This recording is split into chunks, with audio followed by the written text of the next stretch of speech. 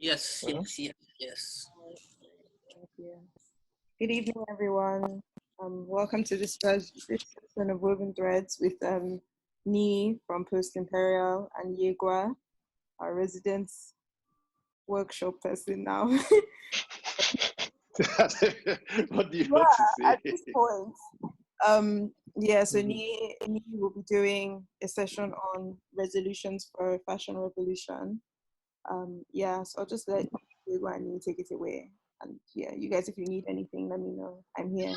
Quiet. All right, great. Okay. Hi everyone. My name is Niyi. I think we'll do like quick introductions before we start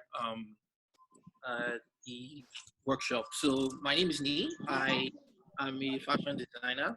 I own a brand called Post Imperial, and I also teach fashion show and publicity at Parsons. Been in the industry for about 10 plus years, both in New York and in Lagos. And Post Imperial has been mostly part of the journey in that experience. So been working on that for such a long time. It's mostly menswear. We do a lot of most of our textiles that we work with are dyed in Nigeria using the Adire process. And then we also do production in the US, and we just started moved production to Kenya before COVID happened. So there were a lot of things that were happening that were great. Still some things that we have in store. We'll see what happens. It says, is the video disabled, please? Someone posted that in the chat. I don't know what that is. Okay. All right. So Yegwa will be co-hosting this workshop with me. Yegwa, you want to tell everyone a bit about yourself? Real simple. My name is Yegwa Ukpo. I run an outfit called NewType, which is interested in different ways of thinking about how we produce, how we design, how we think about the way we relate to each other, and we build things, build organizations, build systems, build societies, communities. I have been strong-armed by Niyi into co-hosting, which basically means I'm going to keep quiet throughout the entire presentation, and then I may chip in here and there a few thoughts or whatever, opinions on some things, but I think he has this in hand. That's about it. I'm interested in fashion and design as well. Niyi, someone was asking why Kenya in particular. I don't know if you wanted to answer that just quickly before we started. For me, the brand ethos has always been a narrative of like trying to create something from the diaspora that not just about like the quality, but also having some sort of cultural cachet that we can translate to the global village. I started doing production in New York out of convenience because I live in New York, right? And it was easier for me to manage the production there. But the plan has always been to do production, everything 100% made in Africa. And this year we got the opportunity to move production to Kenya. Nigeria would be awesome as well, but we haven't necessarily found any in vendors that can necessarily match the volumes that we need and also match the qualities that we need. I know it will eventually get there, but it's not. Hopefully we will get there, but at this point, Kenya just seems very much suitable for what we do. The lead times are not crazy anymore. Lead times from shipping fabrics from Nigeria to the US are long and expensive. Whereas with this now, it takes like about a day or two to clear. So it's been pretty smooth and transitional.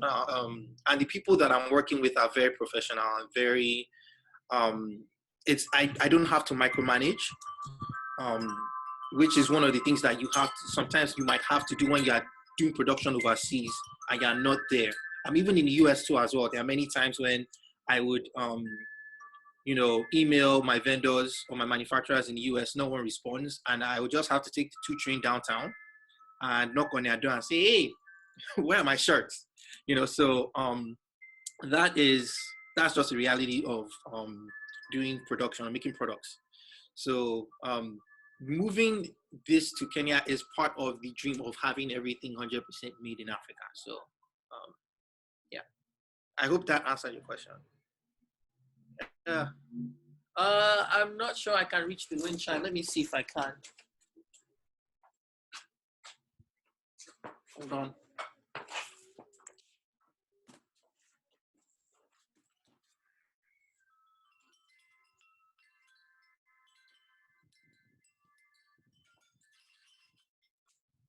All right, there we go. Done. Okay.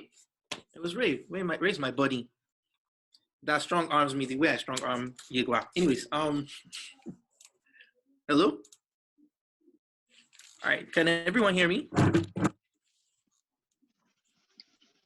Okay, all right. So we will start we can start with the workshop. So what this workshop is about is coming into terms with where fashion is.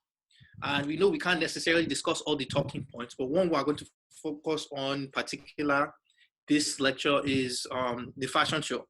And we'll talk about where it stands, and what alternatives we can offer to try to steer us into a much more positive pathway, and where we can become start healing communities and the planet as well. I don't want us to have this solution-oriented mindset, because I think one of the issues that has gotten us to the point where we are right now is because everyone is trying to solve problems, and everyone is trying to be have a savior complex. There's an attachment to this savior complex that we have with when people are being solution-oriented, trying really quickly to fix problems instead of just trying to show other alternatives to things, because I don't think there's a one, I don't think you can solve one, I don't think problems can be solved with one thing. There are several issues that you can kind of use to change the course of things, and just want us to be much more fluid in that sense. So Yegwa, do you want to say anything about that? Would you like to add anything? No, I think it's cool. Like I said, I'm going to be very mum until after your presentation. So I think it's good to. Okay, all right. So I'm going to share my screen now. Desktop. Hold on. Can everyone see? Okay, all right. All right, so let's start with, we have a problem, right? So zero to market is zero to market is basically a report that was calculating the carbon footprint of fashion shows in a year. It mostly focused on the major fashion shows, about 4 men and women's shows, 2 men's shows per season, and some of the trade shows that go on in between the smaller cities. And what we found out is that there are about 241,000 tons of CO emissions a year within a fashion show. That's almost double the energy of that Nigeria produces in a year. And that's how much damage that we are doing to the planet just from fashion shows alone, and not adding any of the other things that we that revolves around fashion, whether it's production, whether it's the editorial aspect, the inventory that we leaving around, all the dead stock products, whatnot. So what are the culprits to for this are, hold on. Okay. All right, so the culprits are international travel. So we have people flying all over all the time. Accommodation, light water, electricity for hotels, local transportation of people, and shipping of collections. All these things add up to the CO emissions that we see in 1 year. So now the good thing is that Nigeria's fashion industry isn't fully developed to be able to contribute that much damage to the planet. But I want us to take into mind that we have an opportunity to deliberately adopt traditional ecological knowledge practices and merge them with appropriate contemporary ones for the 21st century. And what is traditional ecological knowledge? It's tech. It's a different kind of tech versus TECH, and that includes things like indigenous practices that we kind of have put to the wayside that actually can work for in different sizes, whether it's from a mass scale or it's more on I'd say a smaller scale as well. But these are systems that can help to facilitate all our networks in different ways, whether it's planetary, whether it's for the environment or whether it's for ourselves. Yegwa, do you want to add anything in terms of traditional ecological knowledge practices? You want to add anything to that? No, I think you've covered it. I think there's definitely a huge opportunity actually for us to be able to look at what our traditions are and how we can adapt them for contemporary usage. Okay. Not encouraged to those, would I say, that way of life. It's not as far removed as it is maybe in other parts of the world. So there is something that is the way of life that is a little bit slower, a little bit more, let's say, all this traditional knowledge. It's not as suppressed, or maybe I should say oppressed somehow, as it is maybe in some other places that have a lot more modern infrastructure that has to be shifted aside to make room. So here we can actually just dip in the pool and pick something out from there. So it's just about developing it. Yeah. All right, so definitions. Before we move on, I want us to have like clear definitions on what we are talking about, so we are all on the same page. So first thing we'll talk about is a fashion show. What is a fashion show? It says a show at which people who design clothes show their new designs. That's what Merriam-Webster's dictionary says. But this could mean any type of platform. So when we think about show, I want us to focus on that part, the show. Usually when most people think of fashion show, they only think about the runway. But the platform, I want us to think more about the ways we can actually express fashion and our ideas in fashion through different platforms and through different idioms. So that might be runway presentation. There could be a lookbook, could be a fashion film, it could be a magazine editorial, it could be a performance, it could be an installation. There are so many different ways that you can actually present fashion shows. We are even looking at like virtual reality at this point. Some people are actually using virtual reality to actually express themselves in fashion. So the next is designer. Who is a designer? A person who devises or executes designs, especially one who creates forms, structures, and patterns as for works of art or machines. That's from dictionary.com. So a designer is, in my opinion, is more than that. They could be also considered a producer or interpreter of culture. And what does that mean? That could mean that they could be social engineers, product engineers, artists, shamans, or myth makers. Designers are very multifaceted and they have a lot of layers in terms of what they do. And they can take various archetypes to help heal communities and build communities together. All right, so what is human-centered design? Human-centered design are just basically ideas and strategies that we build for human ecological networks. So that would be social systems such as communities within your immediate surroundings. It might be larger communities, it could be cities, it could be villages, whatever it is. Human value, you notice that I scratched out capital. A lot of times when companies and corporations are looking at humans, they see them as more as some sort of end product or something that a point that could help them build an end product. And I want us to remove that idea of humans being fuel and having much more value than just being fuel to create something that would be used for consumption. Economic and geopolitical structures, that would be more of like the countries that they are located, humans are located at, where they are thriving, where they are living, what kind of political systems are they under, which ones work for them and which ones don't. And then culture encompasses almost everything. And then also, it also includes the layers of human diversity, which is race, which is class, gender, sexuality. And one important part, I think, that we kind of miss when we talk about diversity is ideas. Ideas are very important because we don't want to create this a surface level sense of identity, diversity, where we have all these identities of race, class, gender, and everyone has a hive mind or a group thing. We should always try to have different people with different ideas, different ways of approaching systems, so that they can challenge us and we can be as fluid as possible when it comes to creating alternatives. Now, non-human centered design. That's ideas and strategies that consider non-human ecological networks. So that would be more on plant life, animal life, air and water quality, biodiversity, material inputs. So material inputs could be anything that we use as materials, from plastic to fabric to textiles to even grass, stone, whatever it is that we're using to create products. So resolutions.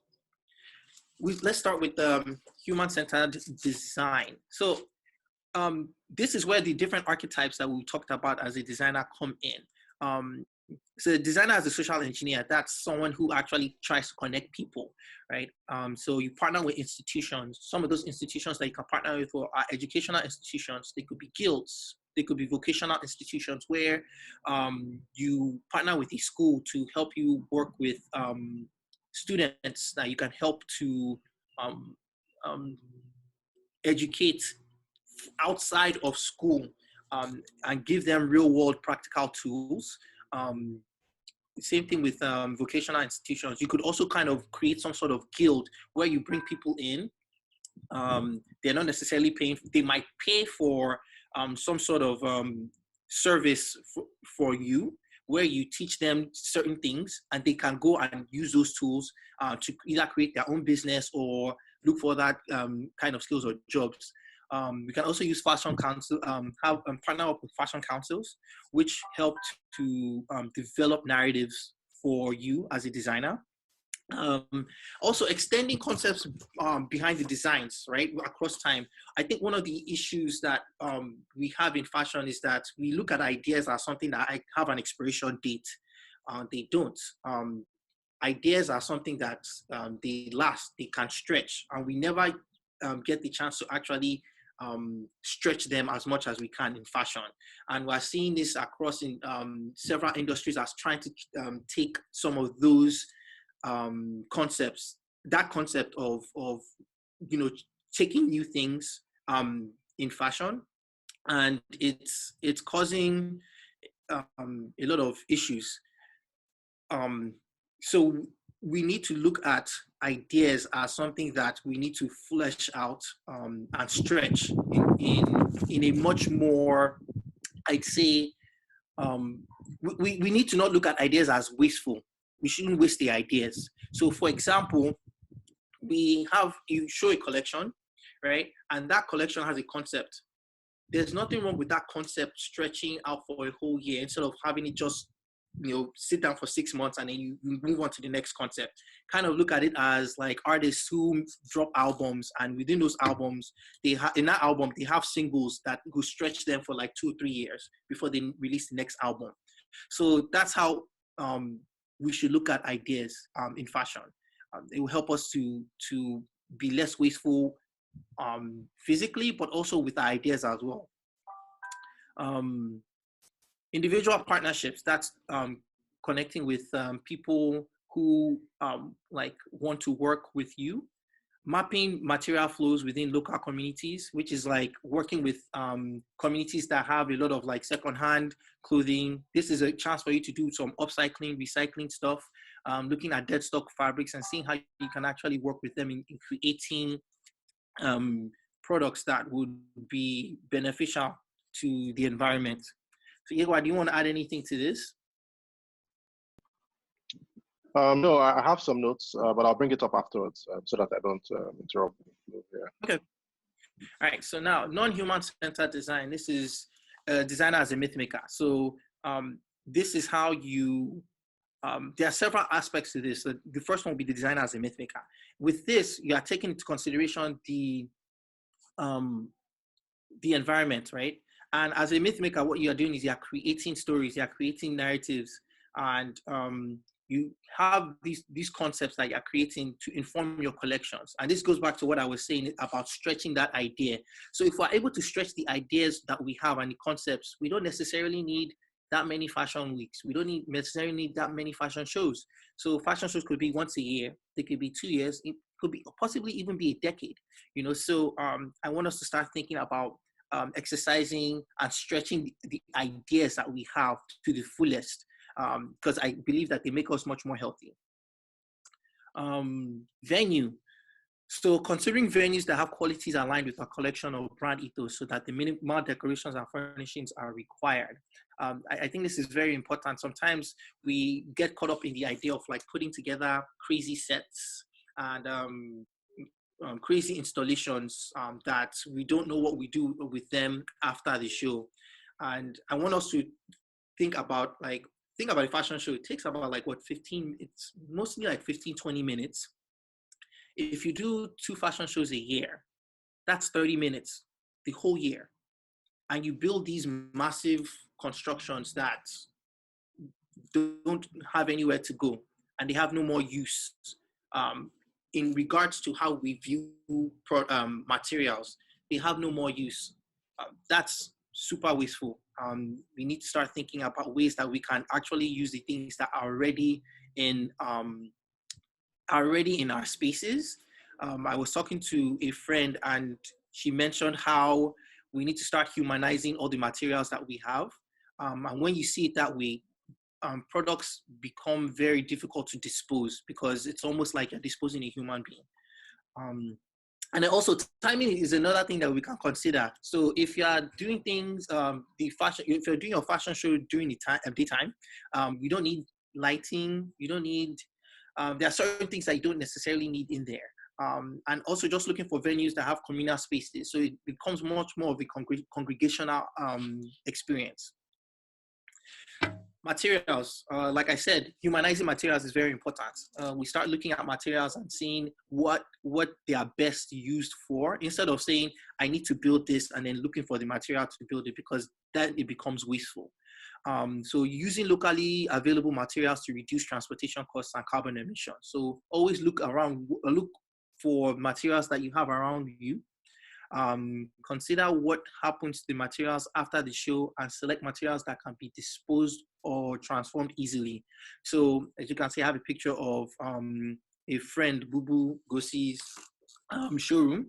She took these tires and she made them seats, which is a pretty interesting concept. Not to say that she's the first person to do that, but those types of things allow you to, and this is not about creating new ideas. This is about taking ideas that already exist that could work for us and putting them back into the consciousness so that we can all live better lives or much more healthier lives, using available materials as well, like I mentioned.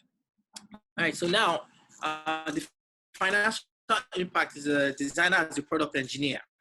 With this one, being discerning about the ideas that you produce. Once again, this is talking about stretching ideas as well.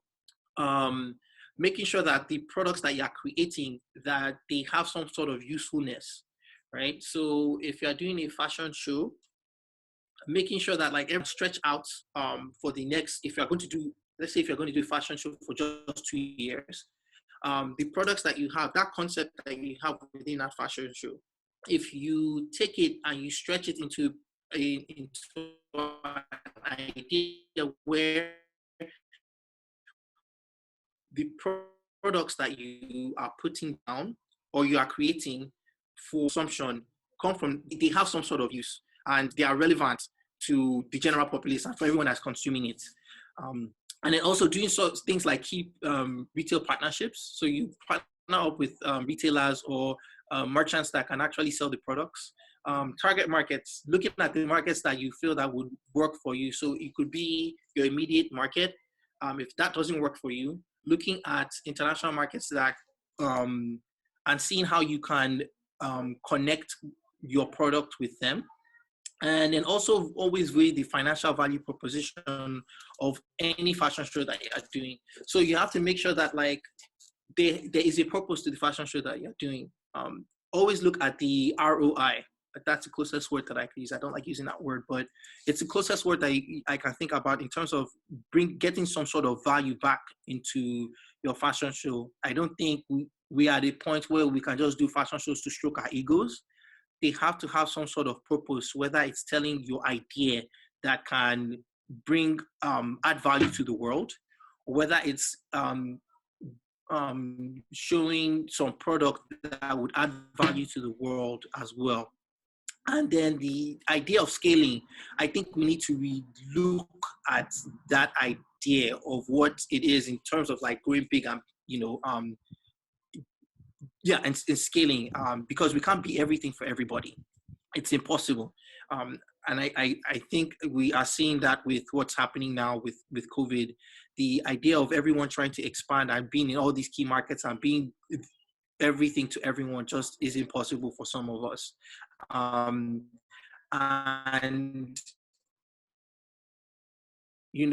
sometimes with scaling, what happens is that you have companies that are actually doing something really well. It disrupts not just the market, but also disrupts the company, and it damages the ethos, and they are not the same thing, company that they used to be. So I want us to all think about the idea of scaling. Now, there are challenges to all of this. So sourcing capital, I think that's something that I know a lot of Nigerian designers struggle with. That's something I struggle with too as well. The lack of infrastructure. I know that there are many things that we don't have in our surroundings, and it's going to take within Nigeria, and it's going to take extra work. I think it's also about not just necessarily educating the customer, but yourself as well. Looking at what your customer is into, but also letting them know that they have to have more of a discerning approach in the products that they are purchasing and the products that they are engaging with. Transparency of the supply chain. I know it's impossible to be as transparent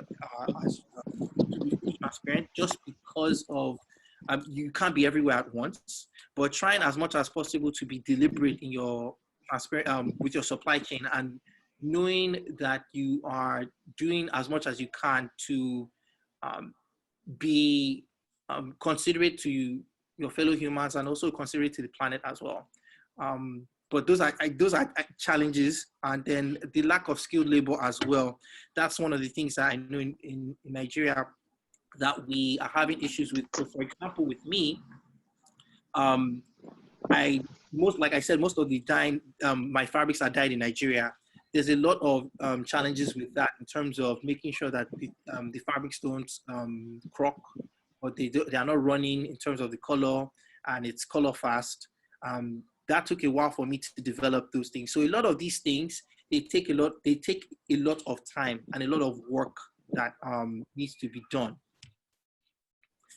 So why does this all matter?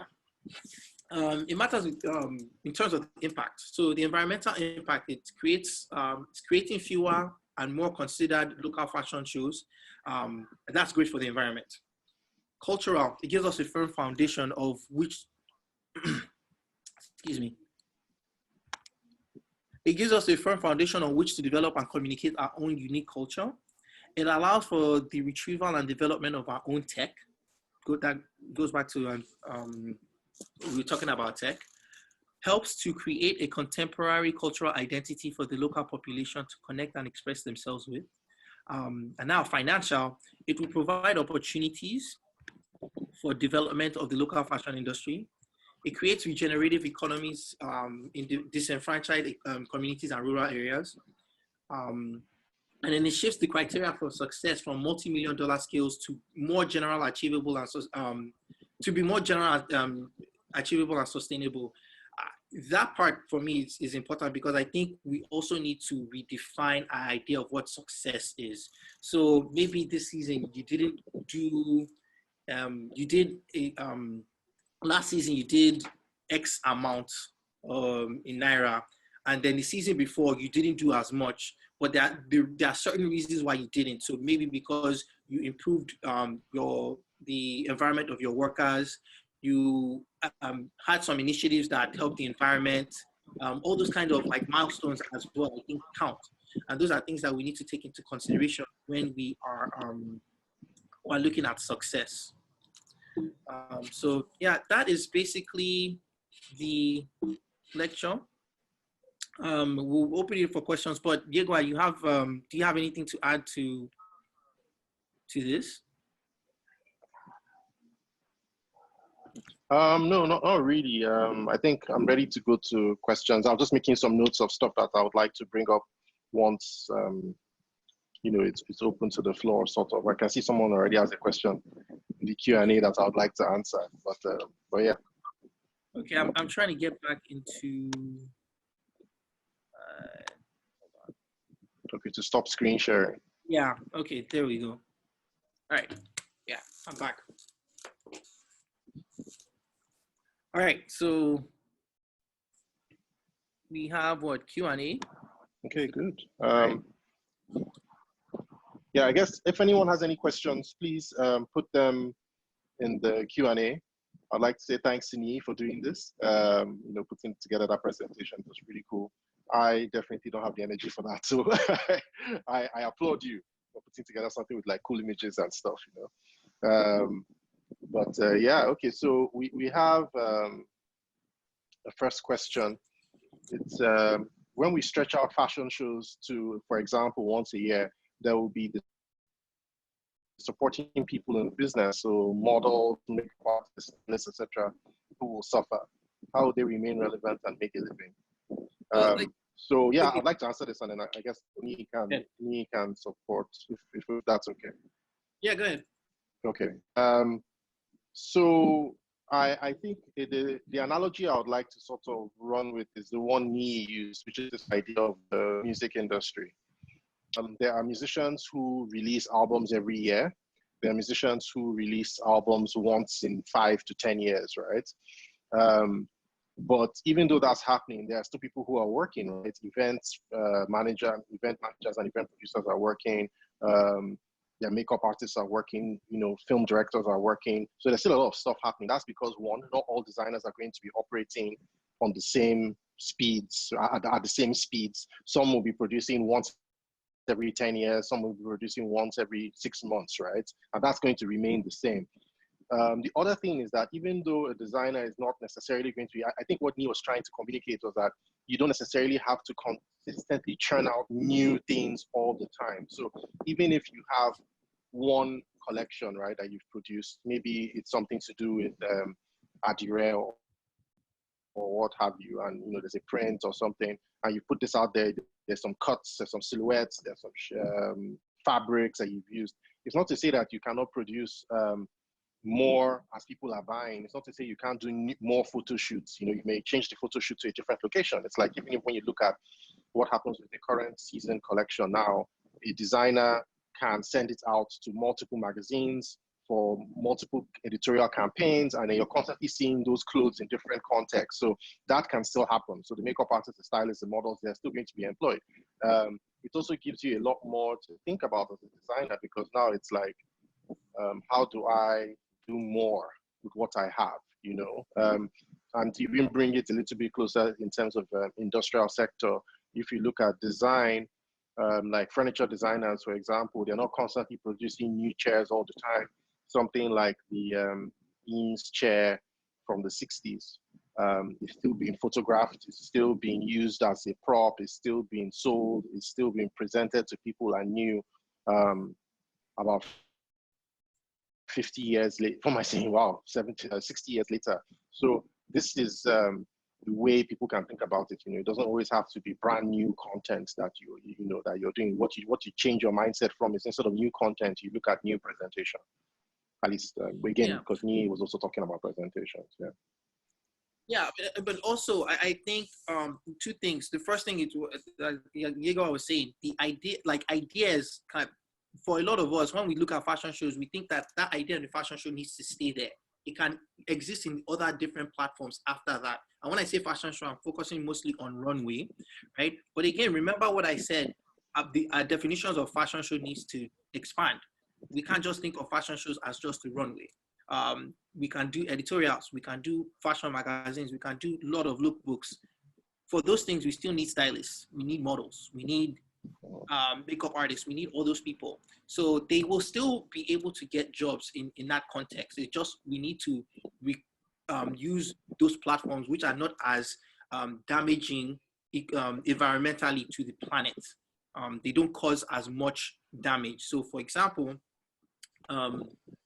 I would use a designer example, Paramos. He does the fashion show once every year. And within that year, he has different fashion videos that he drops throughout the year that coincide with part of the collection that he's going to be dropping on his website and in stores. So that is much more sustainable than doing 4 shows a year, as per like in America, where you're doing 4 shows a year. If you think about like someone that decides to do 1 show every 2 years, right? Think about the amount of carbon emissions that they are saving from that, right? But again, you can still, and in between that, what you'll be doing is you'll be supplementing other content instead of just doing fashion shows.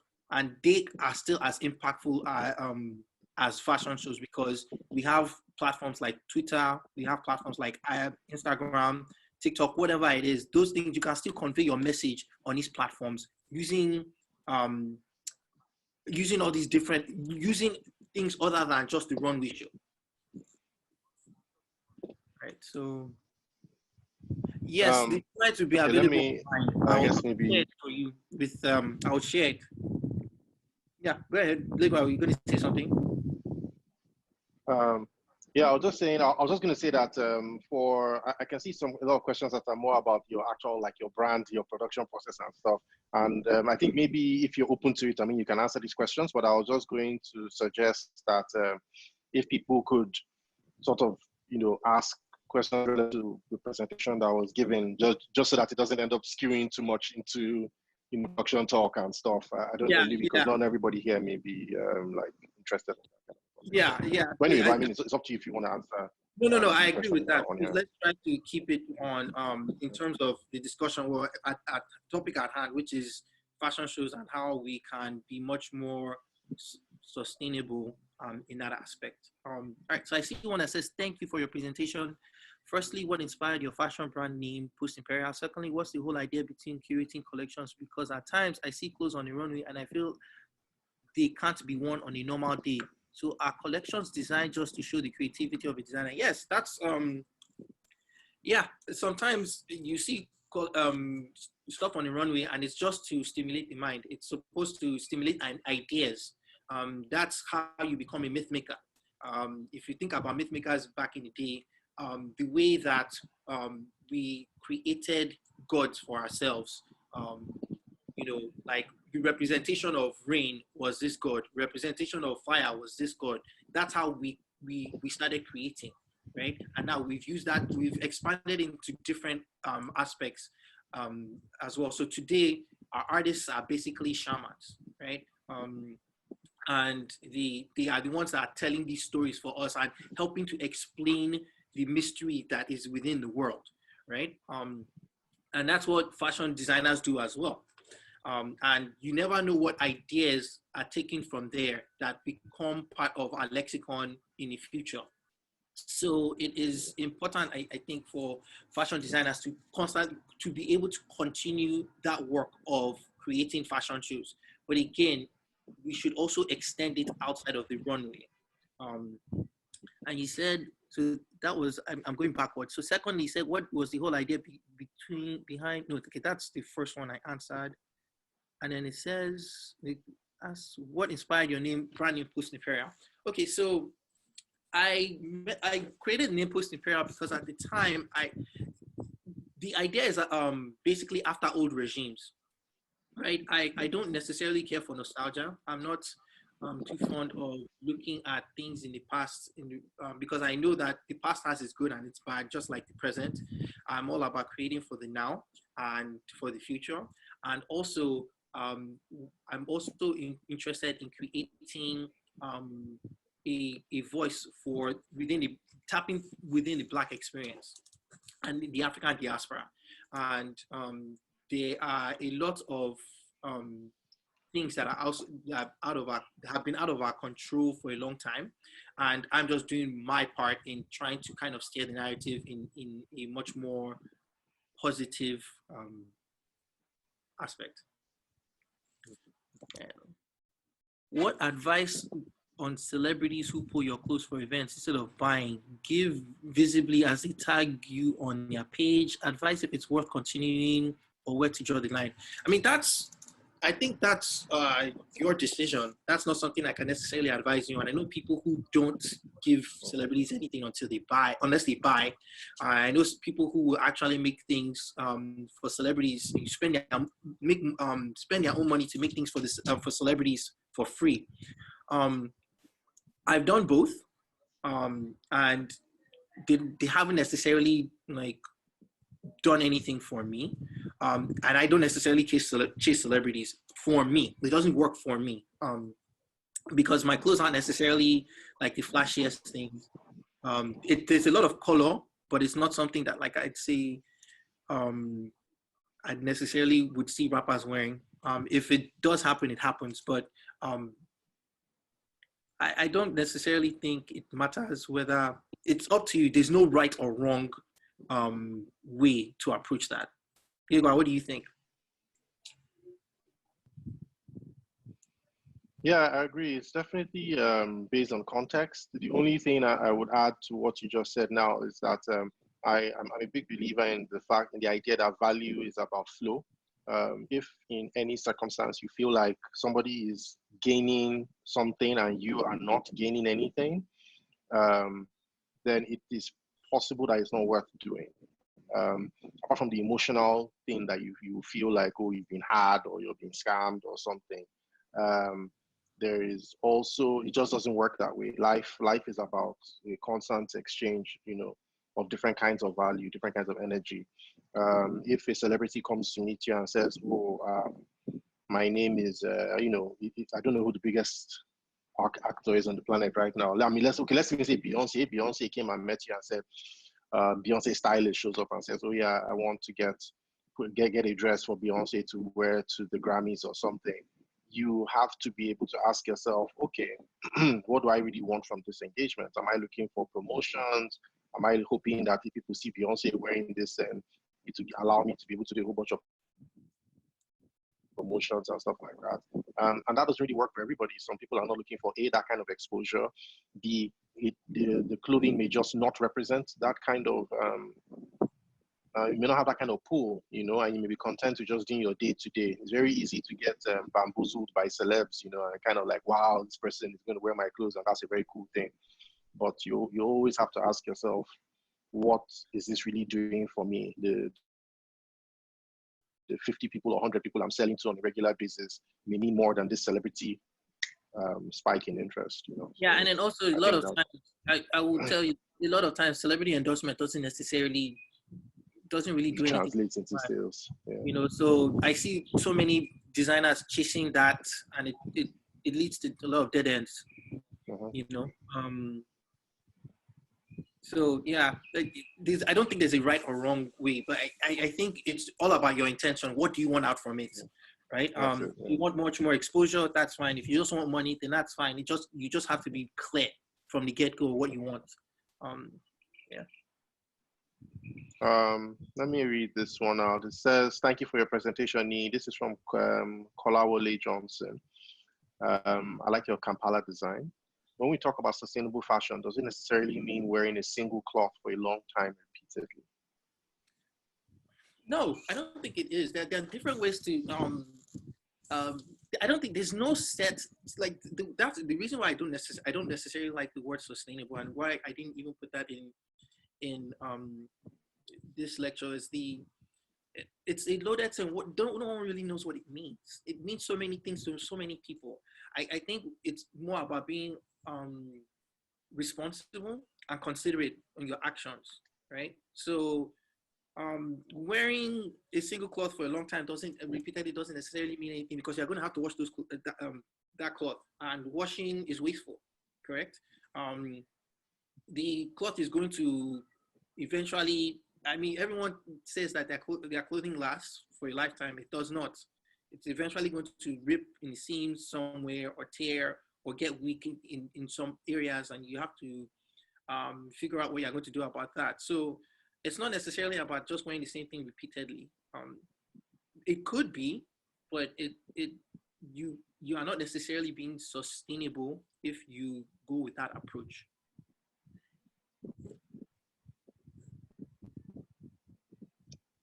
So one thing I wanted to bring up, Niyi, just to sort of get you to talk a little bit about maybe, because I had a talk where I was one of the things I was kind of touching on, glancing at was this idea of how fashion designers are not really seen as relevant, kind of, in terms of society, and just going back to this this idea of a designer as a myth maker, as a social engineer, these very core. And you mentioned shamanism, and you look at the role a shaman played in a society, and it wasn't a job, right? Being a fashion designer is kind of like a job, but people may just look at you that you're not really necessary to society as such. You're interchangeable with anybody else. But a shaman or a priest, if we want to use more contemporary examples, being a priest is not really just a job, right? You have a role in your society, especially in smaller communities. And it's something that I've been wondering about, because a lot of people look at fashion as a frivolous activity. That's capital F fashion, not just like making clothes. And I guess I'm interested in your point of view regarding like how can fashion designers step into that role in society where they are seen as an important part of a society's mode of expression, right? Culture. Artists are seen as more important as than fashion designers, right? I think nowadays it's a lot more understandable, for an artist to be seen as somebody who is producing culture that has weight. But a fashion designer, and it doesn't matter where in the world, really, is seen as somebody who is really and truly, I mean, they are maybe self-indulgent or something. So it's kind of like, how do we start this process of transitioning from being just people making, nice looking clothes and maybe, crazy looking events and representations, into this myth making. Yeah, well, I think the reason that is the case is because fashion or the designer is so removed from so many different the fashion designer is kind of like privileged in a sense where that like it's a title of privilege where we are very removed from like everyday people. So you don't see designers like necessarily like working with tailors in that sense, or working with like, we don't connect them. When we see tailors, we don't connect them with designers. When we see farmers, we don't necessarily connect them with designers. But a lot of these touching titles, a lot of these people, they actually have a role in making fashion capital F, right? But we don't see that. We just see the designer as this superficial title. And I think that's one of the things we need to do is first start from deconstructing the idea of what a designer is and making it much more, I don't want to say democratic, but making it much more approachable in that way, instead of seeing him as just his creative director, right? As you mentioned, a shaman in the past, they were kind of like the creative director of their village. They built the statue. They put together the mythology of the gods. They told all the stories. They did it all. So there was this sense that, like, yes, he's a figure, but he wasn't kind of removed from the people. If fashion designers are kind of removed from the people in that sense. So we're almost More like like a the, catch-up. so you mean like the daily concerns, right, Yes. of the people? Yes. I guess. Yeah. Okay. Yeah. Yeah. So it's almost like There's it's a a question. in that sense. Yeah, exactly. So I guess there's a lot of communication that has to come into it. Yes, a lot of There's communication. Yeah. a question here. It says, fantastic present. This is from Modina Banjo, Okay. sorry. Fantastic presentation. We at House of Ruth Atelier share in the values expressed. In an effort to build a socioeconomic state within Africa, Nigeria especially, how do designers in the diaspora navigate the corruption culture? That is where vendors or producers are less than truthful regarding their pricing and or quality of work. Well, in terms of corruption, I just want to let you know that corruption is not to downplay Nigeria's corruption, but corruption is everywhere in the world. If you look at Italy, they have a very corrupt, it's part of, like, in Italy, they have issues with corruption, but that hasn't really affected the movement of designers they've figured out a way to deal with that corruption, right? It's the same thing that we have to kind of deal with in Nigeria. It's not necessarily waiting for things to take place. It's just looking like trying to figure out how to walk around those things and figure out, like, where you can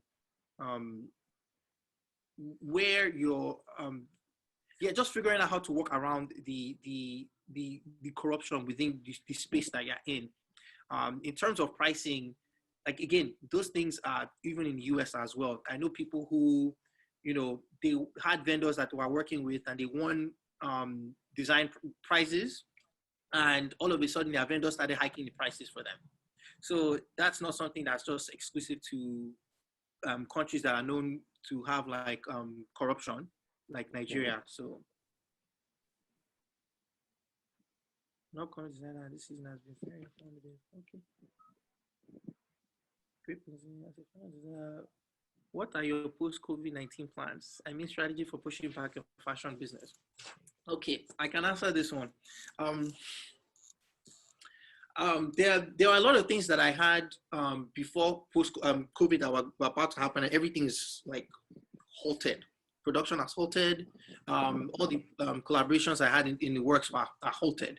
But what I'm doing right now is taking time to pause and reflect and see, do a lot of self-reflection so that when we come out of COVID, I'm a better person. So I'm mostly focused on myself than actually my business. Not to say that I'm not working on my business, but I feel like a lot of people are falling into this hustle trap, or thinking that they need to come up with, like, this plan or create an LLC or become hustlers with a grand plan once all of this once COVID is gone. But the truth is, we don't know what's going to happen after COVID. The fashion industry might not exist anymore after COVID. No one has nobody anyone that tells you that they have a plan. If you see anyone saying that, like, how to thrive during COVID or what to do, run away from that advice, because nobody knows. Unless that person jumped in a wormhole and he went to the parallel universe and experienced something like this, they have no idea. No one has no idea what's on the other side, right? So what I'm doing, like I said, is just taking my time to be self-reflective and looking at ways that I can make Post Imperial a much more valuable brand or company or organism to the planet, and seeing, like, what are the structures that we were doing before, how can we make it better, instead of, like, looking at, like, opportunities to capitalize on certain things. Not to say that I've not thought about that, but it's not something I'm mostly focused on. I've been focused on building a much more intentional brand or intentional company. And now I have the time to really sit down and think about how I want to structure and map that. I hope that answered your question. Yeah, just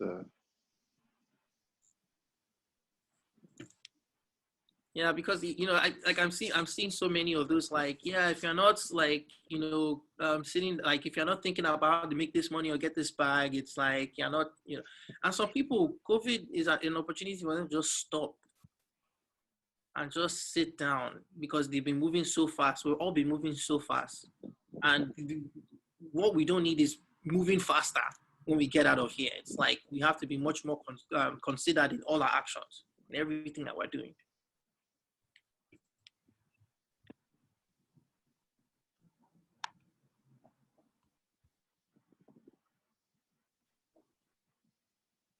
How often do I shoot campaigns? Well, that depends. Sometimes it could be twice a year. Sometimes it could be 3 times a year.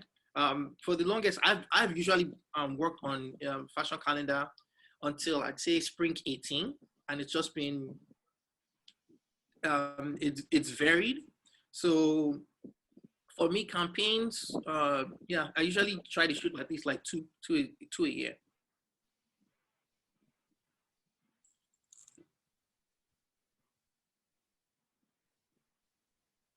I was just going to add to your overall presentation, the overall workshop itself, just talking about how, I mean, there's been a focus on fashion designers or fashion shows, I guess, because that's the title. But for anybody who's watching who is not a fashion designer and is more of a, either you're a fashion writer, you're a journalist of some sort, or you're a stylist or what have you, there's a huge role to play in being able to make this kind of transition. If fashion designers were to decide that, oh, they wanted to be able to focus on developing their ideas and things like that, but then the media, for example, was not carried along, it would be a problem, because what will happen is that the media would penalize them for not following the system. So you get, you get reviews, let's say on a website like Vogue, with the journalist saying something like, oh, this collection, after 2 years, they're still presenting the same ideas or something like this, and they say it as a very negative kind of thing, right? That's not new enough. Or a stylist who's dealing with the clients and trying to explain to the clients, if they're more interested in trying to get the new, that the trendiest thing for their clients, then it means that designers who decide to follow this alternative path are not going to be able to maximize on what they're building. So it's a very connected kind of thing. It's not just for one element of the entire fashion system to be able to carry this on their back and say, okay, this is the system that's changing. It's everybody that has to sort of work together with this. So it's important to be able to just think through about what we value and stuff, and just to maybe reiterate what Niyi was saying earlier about, post-COVID-19, again, about how we don't know what is about to happen, but the best thing you do when you're in a chaotic situation, which is like now, is not for you to start, swimming. I mean, if anyone is learning how to swim in like open seas, and you get hit by a riptide and you get turned around, the first thing you're supposed to do is not actually start freaking out and waving your hands everywhere. That's a surefire way to drown. The first thing to do is you stop moving, you keep quiet, you focus. Just like what you're saying, think about himself. He was thinking about himself. And in that looking around, then you start noticing the bubbles going up, or you may notice that it's brighter at one point, so you can reorient yourself and know where you're moving from there. And I mentioned this analogy because across board, in terms of the entire fashion network or chain or system, I think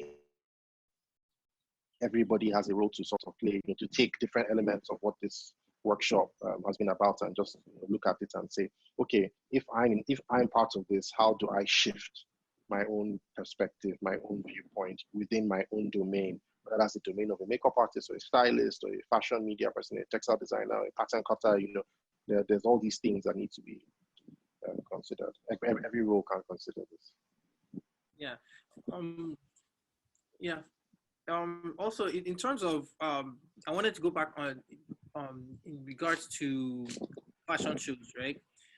We think about how often we do them. We basically expect fashion designers to reinvent the wheel every 6 months or every year, which just doesn't make sense. You have to come up with something new every year. That's very exhausting. It's not it's not healthy for you mentally. It's not healthy for the environment. The amount of input that we're putting in and wasting, it's just not sustainable. So those are things that we need to start thinking about, and just being much more mindful about ideas, and take home the idea of being a myth maker, and how myth making happens. It doesn't happen in one vacuum and then you throw it away. You know, the Greeks didn't make their gods in one vacuum and throw them away. It stretched for such a long time, for centuries. Right? It's the same thing with all the Yoruba pantheon, stretched for centuries. Even Christianity, in terms of myth making, the Bible stretched for centuries. It's not one thing that just happened and it just moved on to a new concept. So concepts are not things that we're supposed to throw away. They're as precious as our environment, and we need to be considerate on the concepts that we are creating and not just throw them away.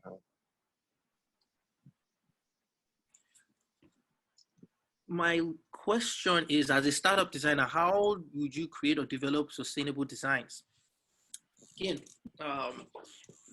the word sustainable, like I said, it means so many things to so many people.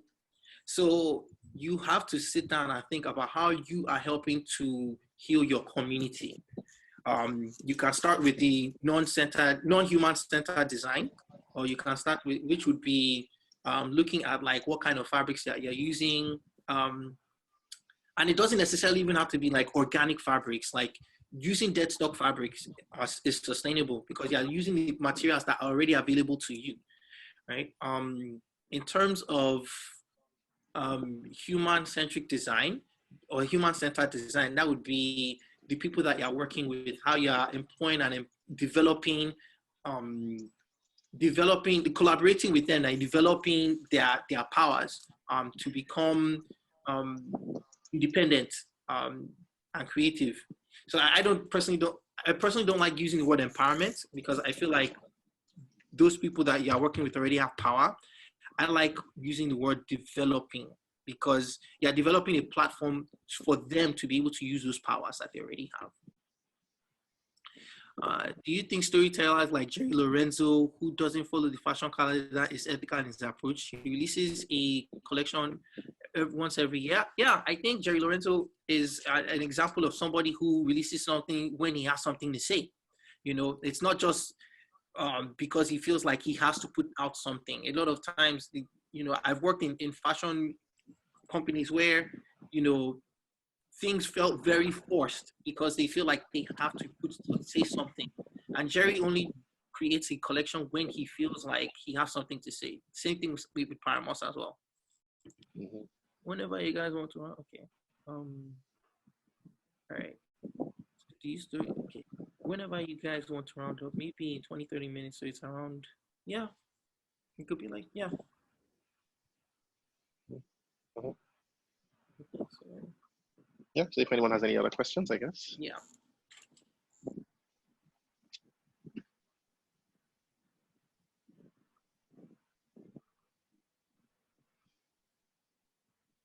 One thing I would just like to say actually in this gap, just related to the last question you answered about Jerry Lorenzo, is that there is also something that's really worth sort of mentioning, which is this issue of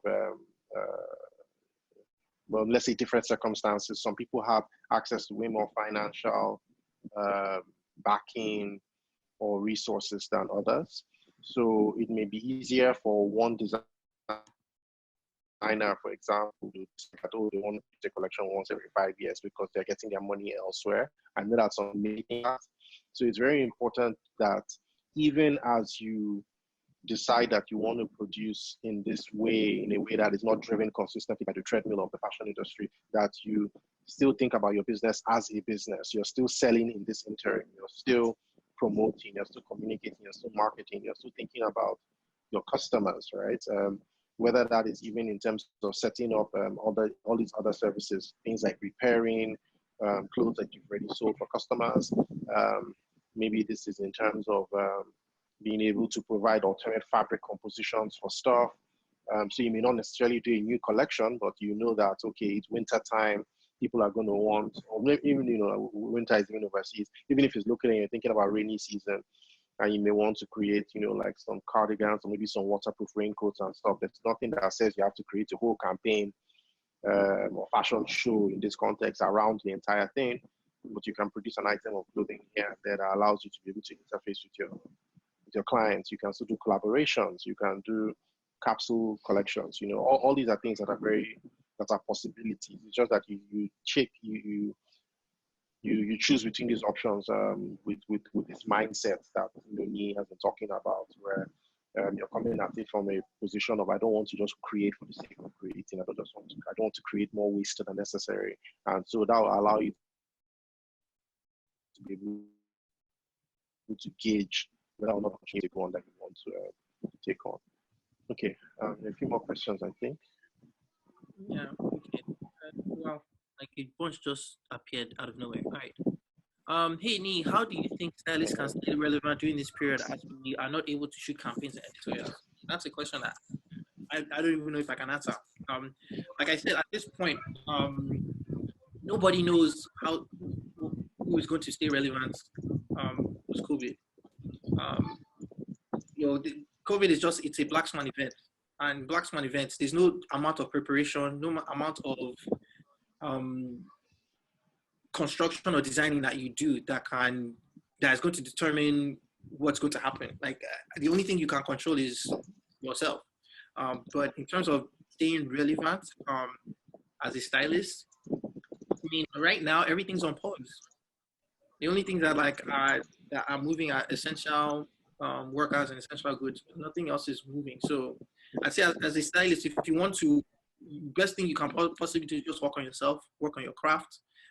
Think of ideas of maybe collaborating with other people. One of the things I've been doing with Post Imperial is like reaching out to a few of my friends and seeing what kind of collaborative projects we can do together.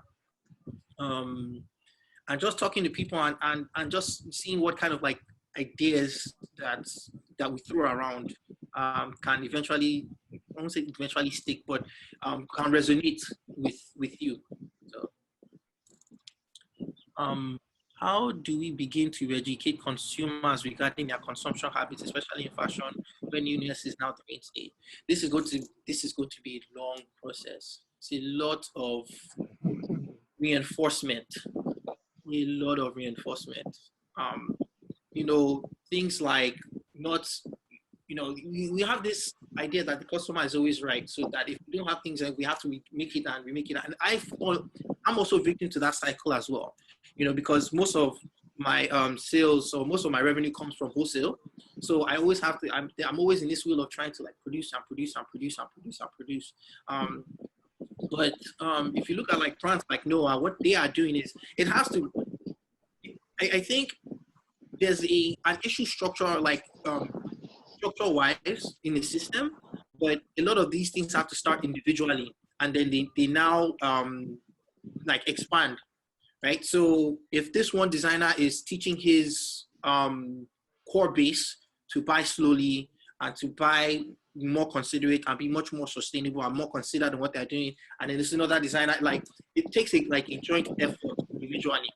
So as we're all teaching our consumers or our customers, eventually it becomes something like that will become a mindset, but it's going to take a long time. It's going to take a while, because rapid consumption in itself is something that I think it's something about how we deal with modern society. So you think about retail therapy and whatnot. Those are things that are real. A lot of people shop to make themselves feel happy because they are trying. It's like escaping from their realities. So those are things that we have to kind of we have to be very considerate and surgical with that. It's going to take a while. Let's get to that point. Yegwa, do you want to add anything to that? No, I think you've covered it really. It's going to take time, but it has to be very methodical. It has to be very intentional. It means that you're talking to your customers, even as you're just communicating your brand, just general messaging. This has to be everywhere. this idea of slower consumption, more thoughtful production, all these are things that has to be peppered throughout your whole brand. In this way, what may end up happening is that apart from the customers who are just buying from you, that you have to re-educate, you also attract customers that are looking for brands that align with these values. They're beginning to spread a lot more now. More and more people are asking for brands that are considered in their approach, slow fashion, less wasteful, ethically produced, and so on. So you may end up with an audience that is already educated, and they're just looking for a brand that allows them to be able to, show their support for this kind of lifestyle with their money.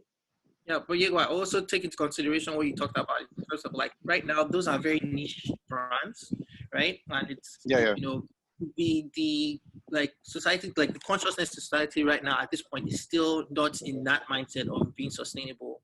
That's why Zara is still thriving. All the fast fashion brands are still thriving. Everyone says that there are gloom and doom stories about them closing down, but they're still the ones making all the money, right? So it's going to take it. I mean, one of the elephants in the room is also the fact that a lot of more sustainable brands are also more expensive.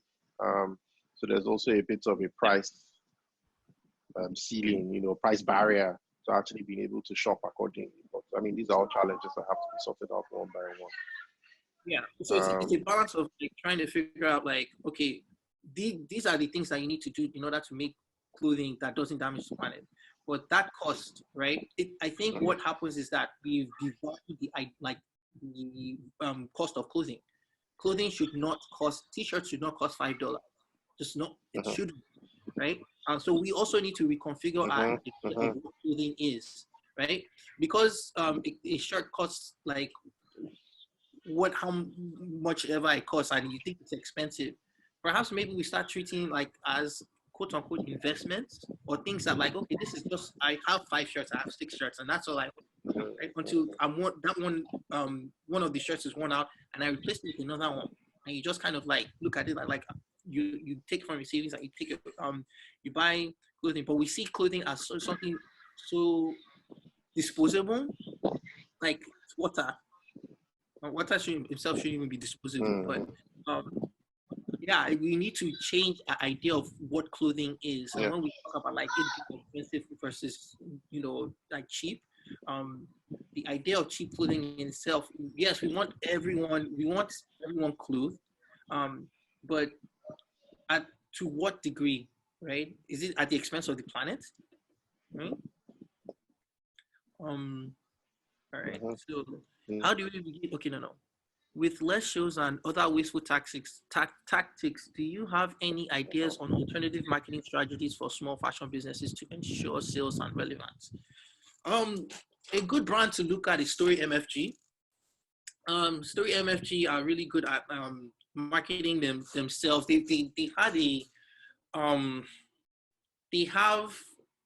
Story MFG is a sustainable brand. Everything's made in India. They are really good at connecting the idea of sustainability and less waste with their products. Everything is naturally dyed, all handloomed in India, woven in India.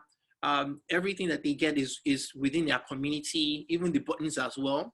And they're able to market that. And also one of the things you can actually do in terms of that is if you're working if you have key retail partners, you can collaborate with them to create projects.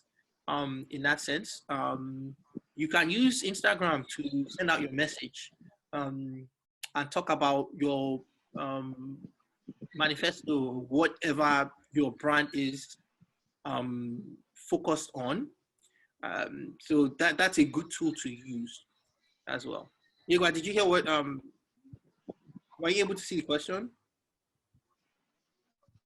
Oh yeah, sorry, I was listening. Another thing I will mention is that you can also just look at yourself as being, I mean, maybe this only applies to certain kinds of brands or certain kinds of companies, but one thing I want to bring up as a possibility is that if you look at how artists and certain kinds of let me not call them freelance designers, but these kinds of consultants operate, they constantly have different projects in different domains that they're operating in, right? It's not just like, for instance, let me say someone like Mark Newson. Mark Newson is an industrial designer. He's worked with Apple. I think he worked on the Apple Watch team. But then he also does things like, design cameras, and he designs speakers, and he sometimes curates an exhibition somewhere, or whatever. So there are a lot of designers that are in this kind of space. Even someone like the late Karl Lagerfeld used to do all sorts of things in between designing collections for Chanel and his own brand. He was also doing bottles for Coke. He was releasing a book on the diet. He was, so there's a lot of other things that you can do that keep you as a personality, your profile high. So what happens is that people are buying into you as a personality and your worldview, your ethos, your design mind, as opposed to buying just into the brand and the product, right? So if you decide to, you do all these things, you still come back to your brand and you still release clothes because that's maybe that's your core passion, your core focus. People will follow you because it's like, wow, this person is really cool. They want to do this. So there are a lot of examples out there. You can see a lot of people who are doing a lot of different things. And I think a lot more businesses, a lot more people need to start taking on this kind of transdisciplinary, more flexible approach to being able to create a sustainable life for themselves. Because one thing I will say is that this idea that we're talking about, this mode, is not going to be easy, and it's not also going to be easy in all contexts. So there's some markets that are just not interested in hearing any of this story you're talking. What they want is disposable shirts. They want to be able to buy 6 shirts that they can wear for work. They're not allowed to hear that, you only do one style, or you only produce this amount, or whatever. And that's fine. It's not to say you're going to come and start attacking that market to force them to change. It's just that you have to figure out ways of surviving and keeping your business going. So this is, I guess, what I would just like to add to this, in line as well with everything else. The crazy thing is about the customers who want so much variety, they end up just buying the same thing. It's the truth, yeah. But they won't buy if it was just that one thing there, right? So yeah. It says, I've also considered freelancing here in Nigeria, but it turns out most of the brands here are quite rigid and mistrustful. If you have pointers, I'll be glad. Yegwa, you done some freelancing in Nigeria. Do you have anything that you can? I've done some freelancing in Nigeria. It's not. I really don't know. The only thing I can say is that you have to feel it out very gradually. It's a very slow process. You're going to have to work. You just have to keep trying with different clients. You find something that's a little bit more, that's a lower entry point. So find something that people are not too bothered about. If we're talking design, for example, maybe you can start doing graphic design, maybe do logos, stuff like that. And you don't necessarily have to do that at a super high level. You can do it enough so that you can pay your bills. And then you slowly start building trust, because I think the most important thing, and it's good, you also mentioned people are mistrustful or distrustful, is that you have to build trust. That is what freelancing is basically. That's the foundation of freelancing, and you can only build trust gradually. You cannot demand people trust you, especially in an environment like Nigeria, where there are lots of reasons to distrust. But trust is something that you can't actually force. You can't buy. It's just like a relationship, you have to build trust over time before people can now start being open to you and opportunities. So you do that gradually. You take on one job. Like I said, you start to do graphic design things. These are very small, low-level things. And because you're doing that, somebody comes and meets you and says, oh, I'm looking for somebody who can do this. And you're like, oh, I can do that. And you do it and you deliver. And they're like, oh, that's great. I can recommend you to the next person. And like that, and like that. And you slowly do it. It is difficult. I cannot tell you that there's a silver bullet for it. If there was, a lot more people would be freelancing and they'll be all happy. Freelancing is difficult everywhere in the world. There are figures that are showing that freelancers are some of the most vulnerable people in this COVID-19 period, after like the elderly and immigrants. So It's just to get that different that you have chosen, or at least that you're considering. So you should know that ahead of time. It's definitely not going to be easy. People tell you, oh, you get to choose your own hours and blah, blah. What in reality that means that you actually get to work all the time. And on Sundays, you don't know when public holidays are because you're the one who's your own boss.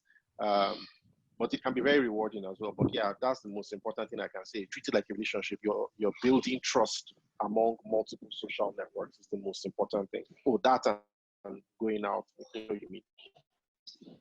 Okay, so I think we have time for one more question. So I guess it's last one. From Ray Chan. On the thoughts on fashion not being disposable. Disposability is rampant in our society and our mentality, from food to packaging, etc., specifically on fashion. You have an industry based on things turning over quickly, including magazines, the employees at larger fashion brands, etc. The larger ecosystem needs to be addressed. How would you address that and the jobs that are associated with that? That's interesting. Think about this one. This one is a lot to pack in from this. That's a good last question. See, I think this is the where we are right now, and this is what we're trying to do, is to address what needs to happen with the ecosystem. Redefining. I think right now humanity is at a point where so many things that we had definitions for, we need to be redefined. So the idea of a job needs to be redefined. The idea of industries and success need to be redefined. The idea of what is disposable needs to be redefined, right? And so right now, a lot of these things are very grassroots, and they are taking their time to transform into something that can eventually address the ecosystem that is the bigger ecosystem, right? But Yegwa, do you want to add anything to that? Or do you have anything you want to say about that? Yeah, I mean, it's definitely my core belief that I don't think one goes about changing this kind of thing. It's not our role even to be able to try and say we want to change the system. I think one designer is not going to go out, campaigning, or I know that there's a mindset of this kind of like activism that you want to sort of, take up placards maybe and even start campaigns to start changing people. But I don't really think that that's even a worthwhile use of your energy. All one can do, I believe, is that you work on yourself, you work on your business, and these are things that you do because they are aligned with you philosophically, spiritually, psychologically, all that. And you try and make it work in your own small corner. The reason I say this is because change happens on its own, right? And this kind of systemic change, you don't see single drivers for it in terms of like there's one person or one brand that is doing it. There may be people who are catalysts and stuff like that, but it's constantly happening as a wave, right? So what can happen in that context is like, I'll give a very simple example. It's something like the rise of streetwear in fashion, right? This is a more current thing that can resonate to people, but it's the same that has been happening throughout fashion actually. If you look at it in the 60s or 70s when fashion was taken from punk subcultures, for example, the subcultures were just there on their own. They were not trying to break into fashion. They were not trying to make these things mainstream, but they became mainstream on their own, right? If you look at grunge culture in terms of the music, how everybody started wearing tattered jeans and lumber jackets and stuff like that, fashion-wise. Again, that wasn't something that subculture tried to make happen. They just had this self-contained, cohesive and coherent setup and system that was there. So because that was to sort of was moving through this space, and they found something they could latch on. It was integral. It had its own integrity. It could move right with the rest of the trend. So there's a lot of stuff that we take for granted now that was not mainstream before that is now mainstream. Even just look at things like the fit of jeans, for example. I mean, there's the, if you look at when in the 90s, everybody was wearing like baggy, mid to late 90s, everybody was wearing like baggy jeans and stuff like that. It's just a few years before that, we were all trying to be in cycling shorts and stuff. We were wearing leggings, and now it's sort of come around again. And those are shifts that are not being driven by anybody. They're shifts that happen naturally, right? So, but there's always a culture that has integrity somewhere that's authentic to itself. So in this thing, I don't think you're right in that there's a lot of systemic stuff that drives this, but it means that a community will develop, a subculture will develop that focuses on this stuff. So what will happen is new magazines will show up, new jobs will show up. As people burn out from the Condé Nast kind of system or network of exactly of publications, they will burn out into these new structures because they're like, oh yeah, I couldn't take that place. Like, not to say everybody's going to burn out. Some people like that kind of lifestyle, that energy and the aggression and the pace. So that's fine. Those people will stay there. For people who don't want that and want something slower, then they can find this system that exists as integral, right? So, and it has integrity. So it's all about just making sure that you're building something that can last in and of itself, even if it's in an environment that doesn't support it. Other things will build up around it. I don't think we have to necessarily do all of this infrastructure stuff or change these things that are aggressively or actively. Also, yeah, I also think that one of the things we should also look into is our mentality, right? So he mentions disposability is rampant in society and our mentality. I think one of the first things we should look at is our mentality and how we are addressing how we're looking at all these products as things that are disposable. I think once we start tackling this from like an individual level, it will eventually impact the whole. I know we like to. I mean, I'm very critical of corporations and what they do in many aspects, but sometimes it does feel like they are feeding, the desires that we modern life is asking from us, and at the same time, we also need to look at like just address this point you mentioned. Just briefly, I'd just like to address the point you mentioned that I think because it's a complex system, it's very difficult to pinpoint that one is driving the other. I think they're kind of driving each other. So corporations are driving us. We are driving corporations, and it's feedback. Exactly. So I think both need to change, kind of. But yeah, sorry. Yeah. So in terms of that, right? Because with corporations and with us being very like we're kind of like intertwined in the way that we are with the modern life is set up. It's very difficult for us to kind of try to, like you said, remove and blame one person. And then also in terms of the turnover, right? This goes back to the idea of like myth making. Like the ideas don't need to be turned over. It's just that we have this misconception that we need to turn it over. We need to have something new. Like everything doesn't necessarily have to be new. For example, Amazon delivering to us one day delivery. We didn't know that we needed it until it was brought to us. So this efficiency for the sake of efficiency doesn't really help. It doesn't really help with anything. It doesn't add anything to our lives. It doesn't add any value to our lives. While we less when it took us a week to get a package versus one day, no, it didn't do anything. All it just did is just made us much more greedy. Like you look at our phones, like I'm bad with this. Like my phone, I need to always have a lot of space, right? And I always tell myself that if I only have like maybe 10 gigs, I'll be fine. I won't run out of space. And I get that more space and I fill it up immediately. Right? So it's not the sense of like, if we just solve this or if we just decide, this is why I was saying in the beginning, we shouldn't have this mentality of solving things. It's more about like trying to steer us into a way that we can start healing ourselves, right? Because there are bigger issues rooted in all these things. And if we are able to look at those things and say, okay, maybe we can be much more practice have more practices that allow us to be less. I can't think of the word right now, but being less like codependent on things to make us happy.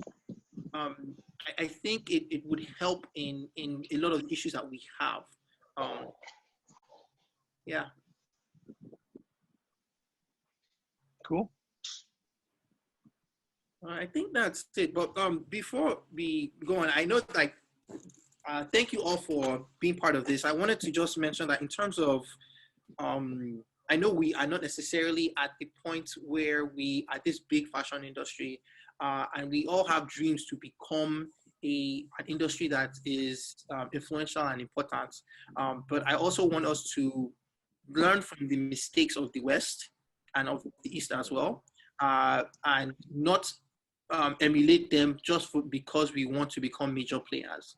There are alternatives out there. You don't necessarily have to make new ones. If you make new ones, that's awesome. But there are definitely alternatives out there that already exist that we can emulate that will make us great. And we don't necessarily even have to be a big behemoth. We don't, right? We can just be sustainable, have a great and a sustainable ecosystem that works for us. So I just want everyone to take that with you before we leave. And once again, thank you all for attending this lecture and workshop. And I'm grateful for the opportunity to do this. And Yegwa, thanks for coming along. Thanks, Niyi, for inviting me. It's been cool. Thanks, guys.